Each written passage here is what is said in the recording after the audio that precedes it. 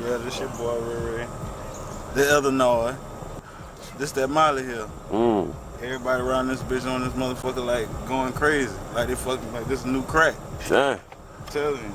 Like they smoking this shit, popping this shit, snorting this shit. Shit. I don't know what they gonna do next. Shit. It's like the new cocaine. God. Niggas gonna be shooting that shit up and I'm telling you, man. putting that shit in their bloodstream. Everybody got that beginning, you know? Right. This is my beginning in the Berg. Shit. What's this? Where we at? We right here on the side of South Carolina State. That's South Carolina State right there, you know what I mean? Yeah. Right on the other side of the gate. That's True Fall, you know, Williams. Okay. The plaza and shit like that, you feel like that. Yeah. But this been my beginning right now. Word. My mama used to spit right now. When we first came to the Berg, I had to been like in 11th grade and shit like that. Like, me and my mom and my little brother, we used to stay in that shit right there. Shit's small. It might not even be open. Hey, look at this shit. Me, my mom, and my little brother had to been like 12, you know? Look how small that shit is. Dang. You see the closet door? You see how the door is a closet door over there? Right. You feel what I'm saying?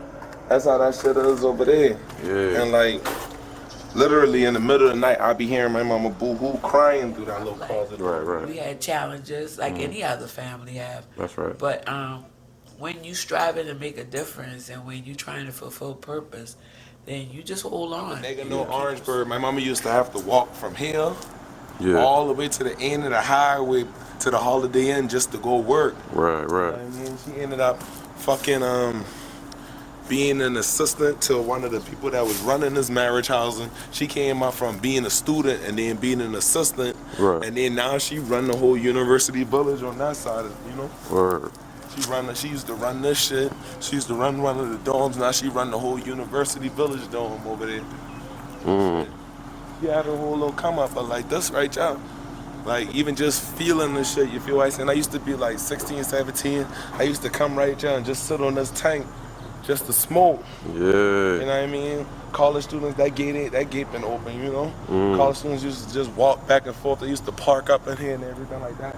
This shit right here really like exposed me, you know what I mean? Yeah. Like this shit really exposed me. I was like 16, 17 year old and all of these college students and like they walking back and forth. Shit, within, I say 3 weeks to a month I've been hustling out here. Oh yeah. You know, within 3 weeks to a month, not knowing nothing about Orangeburg, not knowing nobody, not having no family, no nothing up here. I had just go ahead and bring my little gas from down that road. Right. And fucking come up y'all. I've been trapping that shit out up y'all, you know? Right. Hell yeah. Across the street, Maxie Street. We about to go over there. Okay. I ended up meeting some real niggas over there. You know? Shout out to Kiki. Shout out to late TD, you know? Right. PD. Mo Cheese, you feel what I'm saying? They used to fuck with the homie Jody Breeze over there. A couple of real niggas around here, you feel what I'm saying? And my nigga Abe off of Sprinkle. Just little by little, I was mixing with the street, but I was fucking with all these college students. Yeah. So like, that right there put me in a place, you feel what I'm saying? Because at the end of the day, I ain't from around here, but then I mixing with the Orangeburg people because I going to school with them and shit. But then I stay on state, and my mama college students that I mixing with all the college students, you know what I mean? I fucking around, I've been a street nigga, you feel what I'm saying, straight out the truck, so like, I still been in my hot boys ways, you feel what I'm saying, just this and that. And speaking of the Chuck, like, the Chuck in the Berg, it's always been, you know, controversy, right? You know, it's always been like turbulence, I guess you could say. So when I first came to the Berg, that Chuck Columbia shit, that shit been going on, but it wasn't that deep. Okay. I guess around the time like I had got up here, even with the college students, even when I transitioned and came in the state for my freshman year, like it wasn't that deep. Like people had beefs and people had little petty problems, but like it wasn't really that deep because everybody was chilling with everybody, you know what I mean? Everybody was fucking with everybody. And that's what really got me in the mingle. That's what really got me in the move because like this shit's so diversified. Like, you got your Maryland niggas, you got your DC niggas, then you got your Charleston niggas, Columbia niggas, then you got Pittsburgh niggas, then you got niggas from Cali, then all type of people that's actually just going here to this historically black college, and like this shit lit. Like everybody. Back then, that was like 2007. If you know state in 2007, that shit used to be lit. I mean, like, think about it. You got niggas from Chester, Union, Spartanburg, Greenville, Miami, Dade County, all type of niggas, you know what I mean, coming up here to go to this school. Niggas selling weed, niggas selling pills. Like, this shit was like a trap. Like, you feel what I'm saying? Like, and I was exposed to all this shit. Everybody used to fuck with me. You know, they had fuck with my mama, but then when everybody got a wolf of me being the low nigga, it was like, they had to fuck with me. I was there 11th grade, 12th grade in high school. Then all of a sudden I came over as a freshman. I basically known the freshmen and the sophomores. So when I came in, they was juniors. You feel what I'm saying? And I'm a freshman. I already been serving them for the last 2 years. So whenever freshmen came in, like, they was brand new to me. Like, that shit was like, shit fell right on my plate. I'm very proud of him. And see, that's another thing that I do.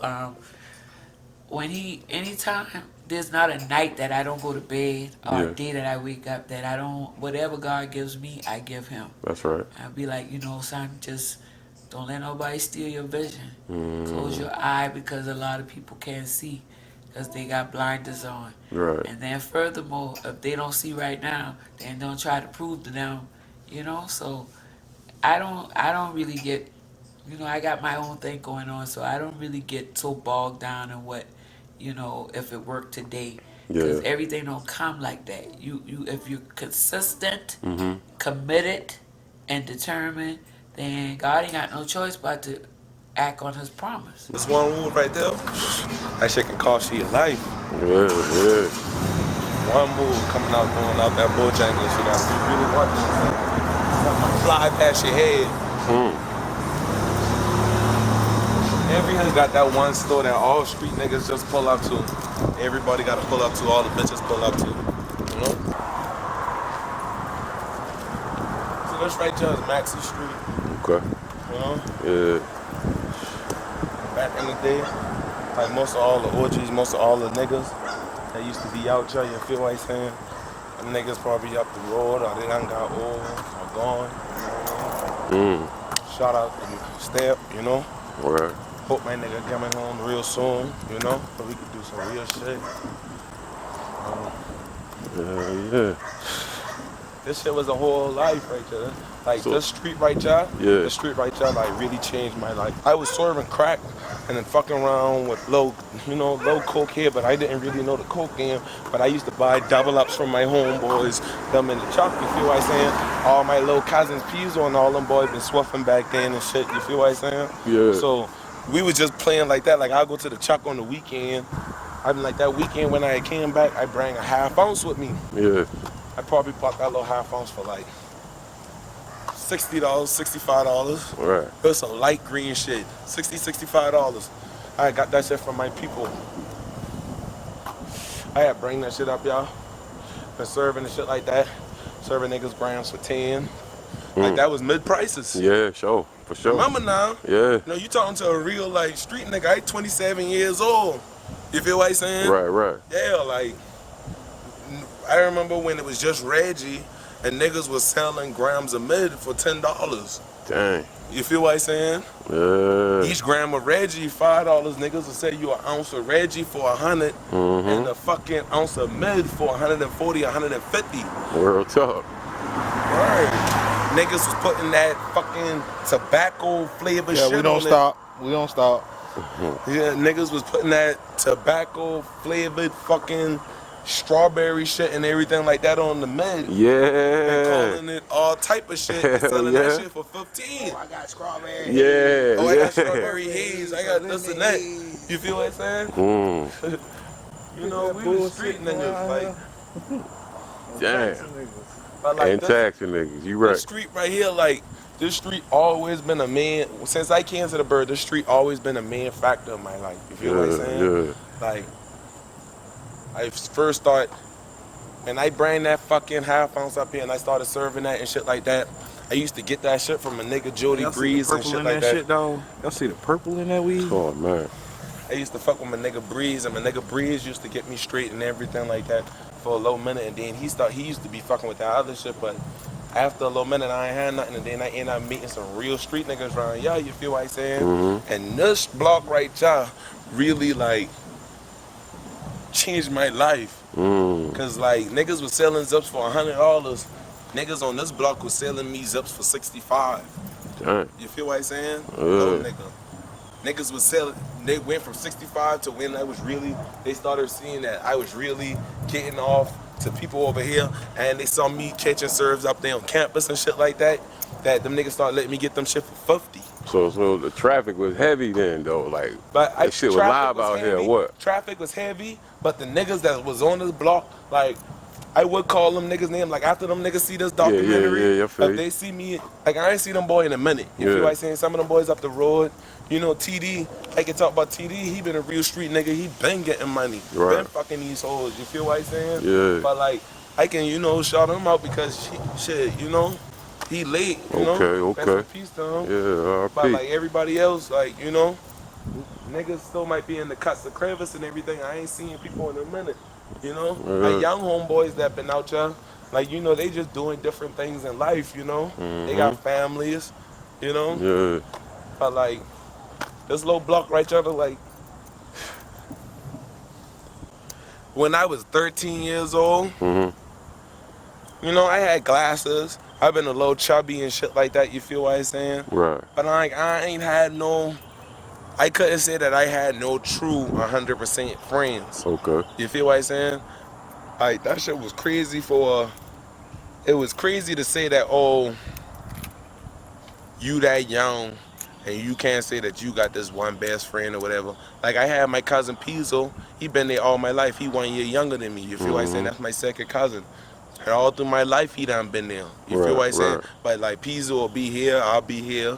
Like, you feel what I'm saying? Because they used to always send me off. And it's because they was sending me off, and then I was keep on coming back because I used to always be in trouble and all this extra shit. It was like, I never actually got to have a connection with people until I actually really came to Orangeburg. You feel what I'm saying? Right. Like, the shit been like, we was young. Them boys ain't even been on that shit. Them boys ain't even been trapping or none of that shit. You feel what I'm saying? But like, I've been swiffing, but my mind always used to be bigger. The only thing I used to, like, I ain't had no friends. I ain't had none of that shit. The only people that I see been really eating is big time niggas. Like, my mama been so cool with the streets, and then like people that know me and Chuck from my family and shit like that. And then when I coming up here, like, I just jump straight the fuck out there. Yeah. You said swiffing, right? Yeah, swiffing. Yeah, what's that, bro? Oh, you know, sticking and moving. Okay. Getting to it, you know, jugging, however you call it. You know, you might can mean a couple of things, you know, catching plays. You know, swiffing might means I about to catch you as a play. You feel what I'm saying? Okay. It can mean a couple of things. You just better catch how I using it. Yeah. Before you be fuck up. You feel what I'm saying? Yeah. But, yeah, man. That's the type of our lingo. Oh yeah. My whole life, like, I went to school, I was always smart. I never failed a grade. I always been in trouble though. And all my life, even when I wasn't selling drugs, I wanted to be that nigga. And it wasn't about being that nigga to have friends or nothing like that. You feel what I'm saying? Because I never had friends.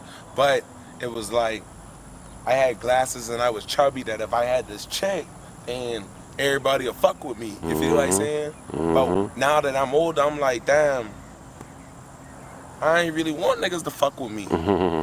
You feel what I'm saying? Like, yeah, I always been about that check. My mama breed that shit in me. You feel what I'm saying? But like, as in friends and this and that, I ain't never had them. Until when the money start coming and then people start coming around, you start having people around you, and then you start fucking with people.